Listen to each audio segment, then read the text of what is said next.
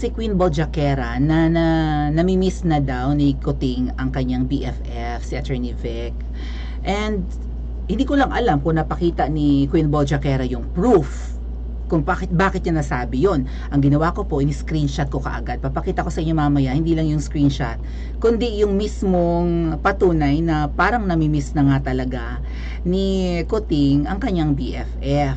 At bakit niya nami-miss? Nami-miss bang talaga niya o may hindi sila magandang binabalak? Okay? Kasi may kumontak sa akin, mga ate at kuya, na puting ibon. Babasahin ko yung kanyang sinad na message sa akin. At hindi ko to napansin. Ang galing talaga ng mga puting ahas, puting ibon, puting hito, puting isda, puting insekto. Galing talaga nila, no? Very sila, very much aware, if you may, or very much updated or whatever, or very much observant lang talaga, 'di ba? Na may mga napapansin sila na hindi mapapansin ng pangkaraniwang tao. So kung napakita naman po ni Queen Bojaquera yung going back, kung naipakita man ni Queen Bojaquera yung proof na parang nami-miss na ni Kuting yung kanyang BFF, please let me know. Kasi ang ginagawa ko nga po, hindi ko pala natapos yung sinabi ko kanina. Yung ginagawa ko kapag nanonood ako sa mga kapwa ko vloggers ay yan ay kapag may ginagawa na ako, say naglalaba ako, nagluluto, naglilinis, no? Kung ano man ang ginagawa kong household chores and even nag-run ako ng errands, nakatune in ako. So kung hindi man ako nanonood, nakikinig ako, bitbit ko yung cellphone ko sa kusina, even sa banyo, ganyan. At kahit pag naglalakad ako or nasa travel ako, naka-plug yung aking earpods para marinig ko po yung mga vlogs at ang dami kasi hindi naman kami sobrang dami kaya pinapanood ko po itong mga vloggers na with the likes of yan Queen Bojaquera, si General Macanas, yan si Connect TV, si Bagong Lipunan, so on and so forth, the Panateros. Yan, pinapanood ko, sinisilip. Pati nga yung mga Ensaymada vloggers, sinisilip ko rin yung mga channels nila. Tinalo ko na yung iba, Ensaymada. Mas marami na yung followers ko. Kaya dapat dumami tayo sa harapan para hindi nila ako laitin, ha? Follow nyo yung, mag-subscribe po kayo sa ating backup channel na Harapan Channel. So, kung hindi man po naipakita ni Queen Bojaquera yung proof na parang nami-miss na ni Kuting ang kanyang BFF, ay ipapakita ko sa inyo. Bago ko naman basahin yung message sa akin ng puting ibon, medyo tama po yung mga sinabi ni no? Open ko lang yung message sa akin, ha. Okay. Tama yung sinabi ni Queen Bojaquera, yung mga nakapalibot ngayon kay PBBM, hindi na niya mapagkatiwalaan. And maybe some of them are too controlling, right? Masyadong kinokontrol si Kuting to the point na parang wala na, yun nga, wala daw ng balls nga, wala ng yag balls, ganyan, wala ng paninindigan, he's not man enough, parang ganyan, 'di ba? Kasi kung man enough ka, may balls ka, meron kang angas, may tapang, may paninindigan, 'di ba? Kaya nga ang mga lalaki itinuturing na haligi ng tahanan dahil sila yung parang foundation ng isang bahay or ng home, 'di ba? Kung wala ang haligi ng tahanan, mabubuwal ang bahay, matutumba, hindi stable. Tapos ang 'di ba, ang iyong responsibilidad pa ay hindi ka lang ama ng tahanan or haligi ng tahanan, haligi ka ng bansa. Tama po ba mga ate at kuya? Hindi na yung pamilya nyo lang, ikaw, ang asawa mo, 3 mong anak ang iyong paninindigan dito eh. The whole country, panindigan mo, ikaw ang nasasakupan mo na to eh, ang buong bansa, ikaw na nga ang leader. Huwag mong hayaang mabuwal ang buong bansa. PBBM. O tapos ngayon, kaunting ihip ng external forces, foreign intervention, mabubuwal tayo. Dito pa nga lang, di ba, self-destruct. Yung pamunuan ni PBBM parang nagse-self-destruct. Ganyan. Sabi nga ng iba, anong destabilization? Di ba napabalita nga na may mga nagbabalak daw ng coup d'etat? Anong destabilization plot, mga overthrow the government? Hindi na kailangan. Destabilize na talaga ang administrasyong Marcos Jr. Gumegewang na talaga kahit wala pang magtulak, no? Tumbahin, hipan, pitikin, lagariin. Kahit walang gumawa niyan, bibigay, babagsak. Kasi nga marupok ang ating, sorry naman PBBM, dati mo akong follower, hindi mo naman ako kilala, tungaw na tungaw ako, di ba? Kasama ako sa meet and greet PBBM, ha? Ako yung humaplos sa braso mo. Hindi ako makapag shake hands sa'yo dahil nga, 'di ba, pandemic. Although negative naman ako sa swab test nung pumasok ako ng Malacanang, hindi ako makapag handshake kahit fist bump, no, makamayan mo man lang or makadaupang palad ang Pangulo, hinaplos ko na lang ang braso na para namang PBBM, para ka namang santong sinasamba ko. Kaya pala after ko siyang hawakan, mga ate at kuya, I felt something wrong. Like, parang hindi awkward, hindi pagiging awkward, parang, what? Do you even deserve to be praised like this? May ganun akong feeling, kaya lang disregard ko, lalo nga syempre kami mga pumasok ng palasyo to meet him and have an intimate conversation with him, or at least makinig sa kanyang speech kung di man kami nakikipag dialogue sa kanya, ay kumbaga parang na-overwhelm din ang karamihan doon sa amin na, 'di ba? Parang ang nararamdaman ng marami doon ay parang it's an honor to meet the president at ma-invite sa kanyang tahanan, ganun-ganon, 'di ba? So pero alam niyo, nung nahawakan ko siya, parang deserve ba niya na ganito? May ganun akong naramdaman, mga ate at kuya. Although hindi pa ako aware sa kapalpakan niya, maaga pa yun, December lang yun eh. Nangangalhating taon pa lang siya, 'di ba? January na ako nagsimula yata na mapansin na parang supply talaga siya. No, December din pala ako tinabangan kasi nagmahala na yung bilihin. After nung meet and greet, December 10 yun, mga ate at kuya, nung pumutok yung issue ng ensaymada, pag, 'di ba, araw-araw na hanggang sa umabot na ng magbabagong taon, kasi ang pagmahal ng sibuyas noon mga December 27, lumagpas ng Pasko eh. Mga ganyan. Bago mag New Year, 850 pesos na ang kilo ng sibuyas. So mga panahong December ko rin pala naramdaman, nasimulan na tabangan sa kanya, aside from kinuyog ako ng kanyang mga ensaymada vloggers. PBBM, yung mga protectors mo, yung mga tagapagtanggol mong ensaymada vloggers, mga BBM vloggers na mga ang sasama ng ugali, na para mga dilawan, hindi mo madisiplina. Yan na lang ngayon ang kakampi mo, yan na lang ngayon ang tagapagtanggol mo, para may mga krung-krung pa ang iba, ng kukuskus ng silis at pototoy at sapwet. At proud pa. Biro mo yun?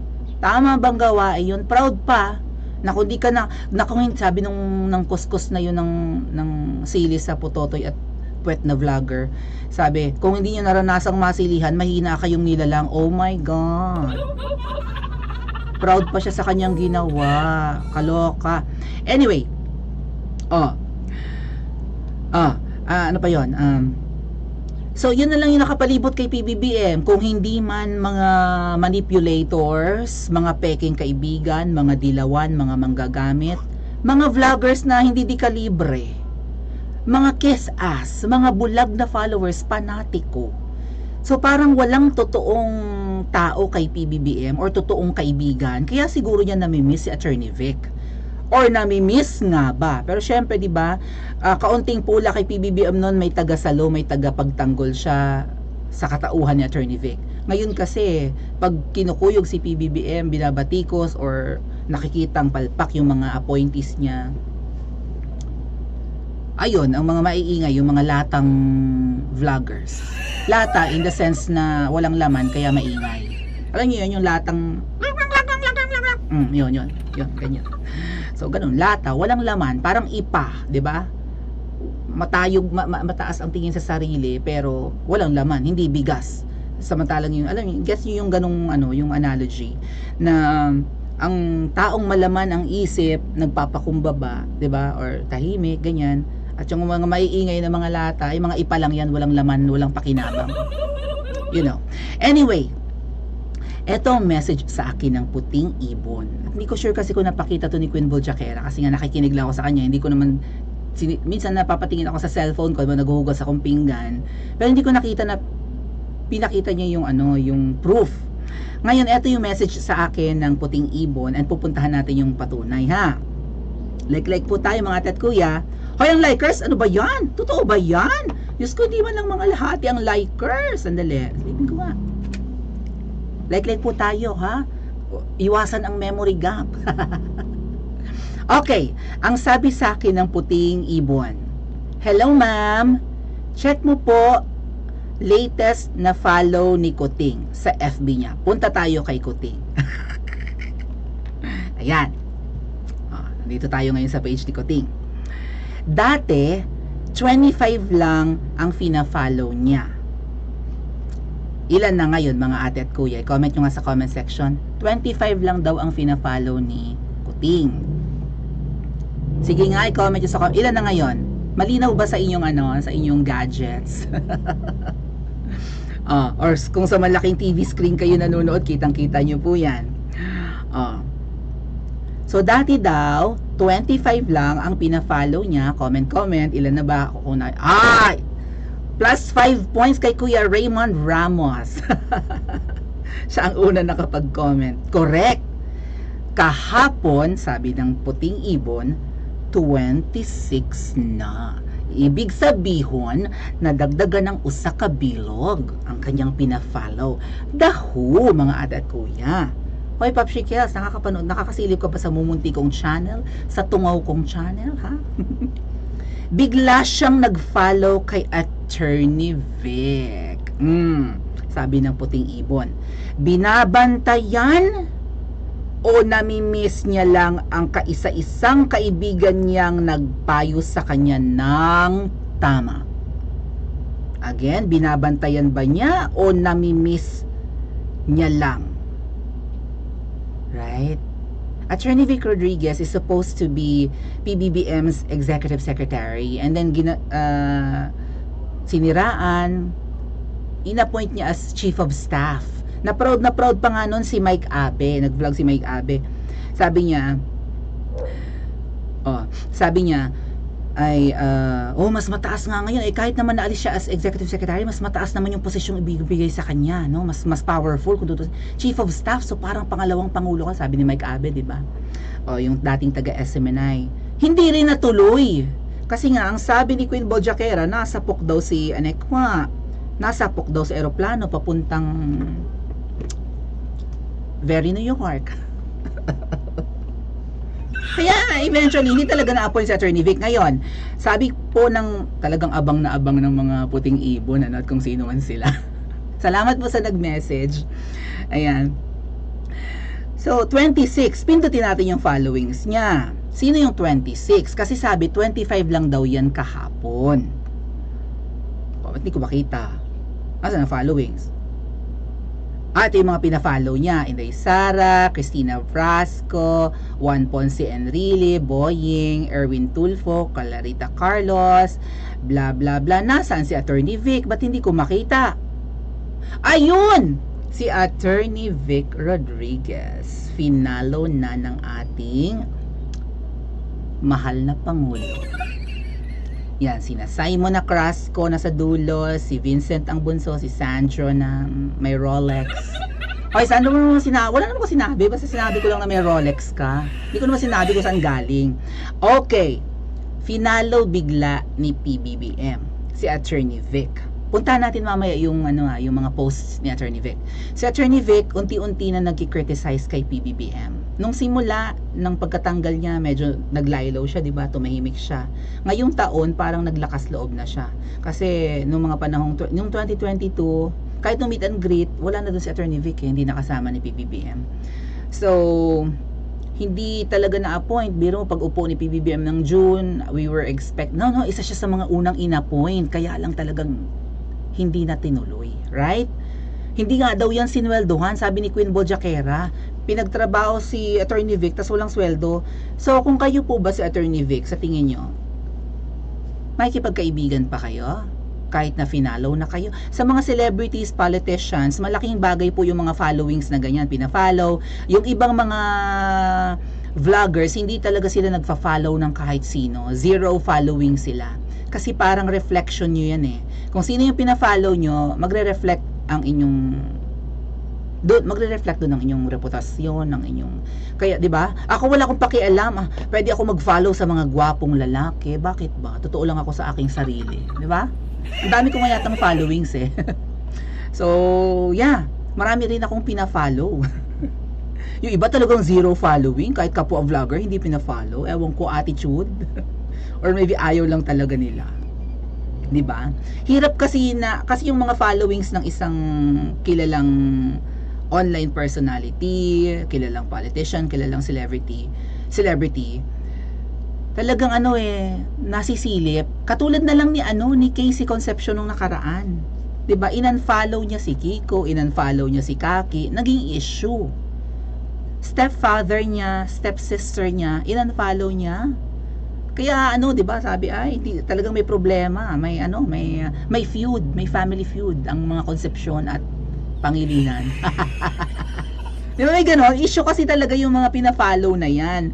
So si Kuting, ayan, understandable na pina-follow niya si VP Sara, ang kanyang mga secretaries, pati yung mga foreigners na mga kilala. Ano pangalan nung Korean? Basahin ko nga.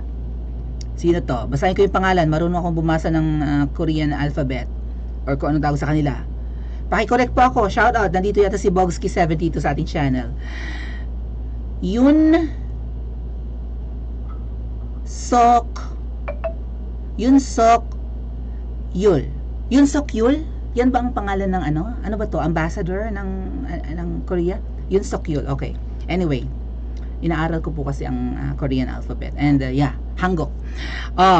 Ayan, mga kilalang personalidad, Justin Trudeau, si Biden nandito rin, pati yung pages ng Malacanang, opisina ni PBBM, RTVM, yung radio, blah blah blah. So kasama na si Attorney Vic Rodriguez. Di ba nagsaulan na kayo ng kandila? Tsaka sabi mo PBBM, ang official BFF mo ngayon si VP Sara na. Kung ilalagay ko ang sitwasyon ko kay VP Sara, mag-vlog tayo patungkol kay VP Sara. Masama pala ang loob ni VP Sara talaga kay PBBM. Sige, sana may energy pa kung konti, i-vlog natin sa Herapand mamaya ha. Masama. Gusto nyo ng patunay? May nagpatunay. PBBM, official BFF mo si VP Sara, pero binibigyan mo ng sama ng loob. Salamat naman VP Sara. Akala kasi namin tahimik ka lang at hindi ka aware na pinababayaan ka na ni PBBM. Mabuti na lang at siguro mahaba din ang pasensya ni VP Sara, no? Puntahan natin, discuss natin mamaya. At saka yung nangyari kay PRR ding aksidente. Now, do sa Harapan dyan mamaya. After ng live na to, punta tayo sa Harapan. Doon tayo mag-live. Okay. So, finalo niya. Namimiss ba niya? Pwede naman kasi niyang i-stalk mga ate at kuya, ganun yun, pwede yun. Pwede mo namang i-stalk yung tao, di ba? Like, you don't need to follow somebody to be updated of their posts. Stalk mo na lang. Type mo, di ba? Type mo pangalan, Vic Rodriguez. Makikita mo na yung mga post niya. Hindi mo kailangan pindutin yung follow. Pero finalo niya. Namimiss ba niya talaga? Ang nag-iisang tao, sabi ng puting ibon, na nagbibigay sa kanya ng mga tamang payo, ay tinalikuran niya lahat Ang dami niyang initsapwera. Lahat na nakapalibot sa kanya ngayon, parang may mga utang na loob lang siya na mga nagbigay ng campaign donations, right? Mga campaign donors lang. Kaya siguro malungkot ang Beshi. Malungkot siya. Pinanghihinaan. 'Di ba? Kasi nawala na ngayon. Kaya siguro niya inad na wala na ngayong core group niya. Yung core supporters. PBBM, alam kong mararamdaman mo talaga na tinabangan ang tao sa'yo. No matter what. Kasi iba yung init ng pagtanggap ng tao sa'yo nung campaign period with VP Sara. Siyempre naman, PBBM, 32 million baga naman si VP Sara. Lamang ng 1 million. Malamang yung mga kontodo hiyaw sa mga meeting de avance, sa mga caravan, yung mga nag-aabang sa tabing kalsada kahit init na init pagdaan ng iyong sasakyan yun ni VP Sara, karamihan din doon DDS. Pero syempre, sabihin natin, okay, you have 31 million voters plus may mga fans ka naman na hindi pa botante, di ba?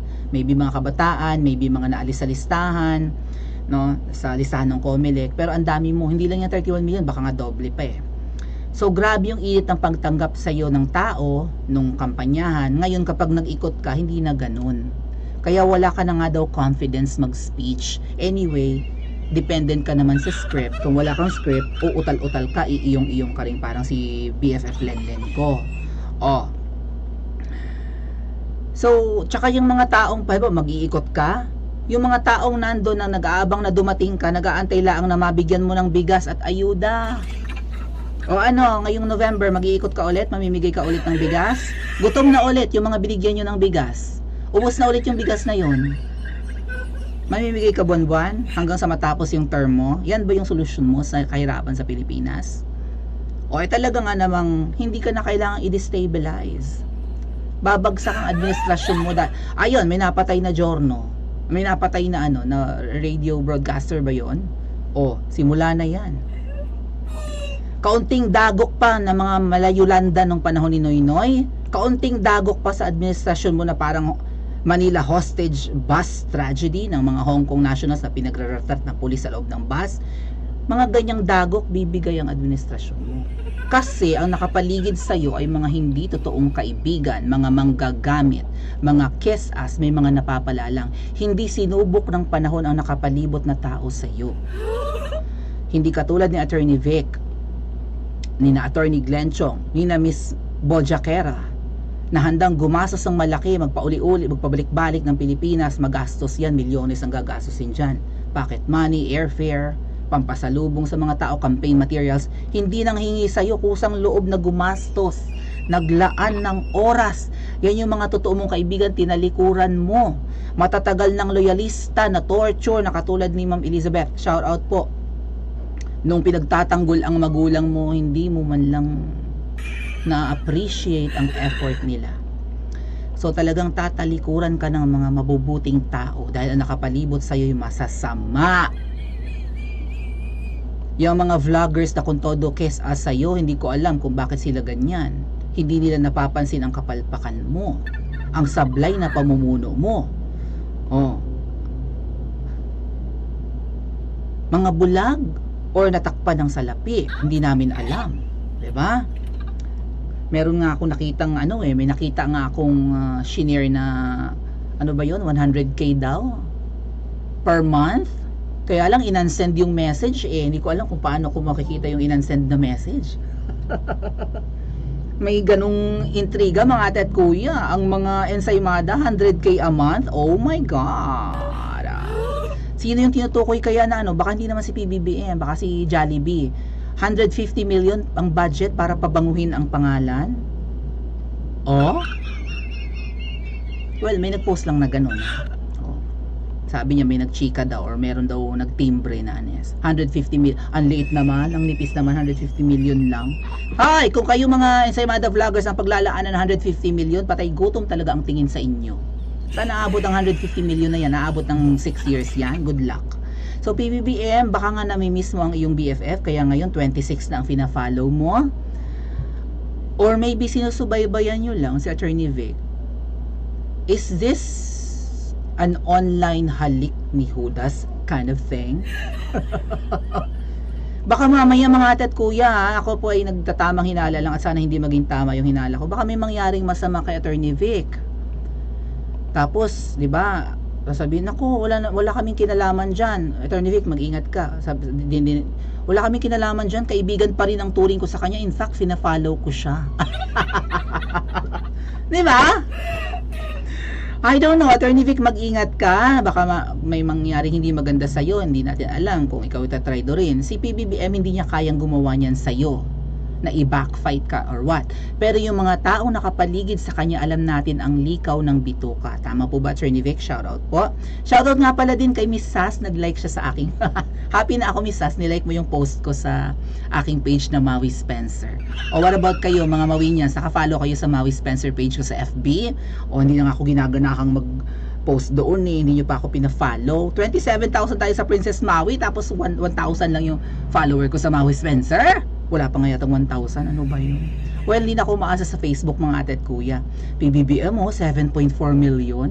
Ay, papansinin ba ako ni PBBM? Diyos ko, wala pa ako sa 0.01% ng followers ni PBBM. 7.4 million siya. Ako hindi man lang maka 1,000. Ay, ako'y tungaw na tungaw. Nagmamatter kaya ang opinion ko? Pakinggan kaya ni PBBM ang mga pinagsasabi ko? Oh. Namimiss kaya niya ang kanyang BFF?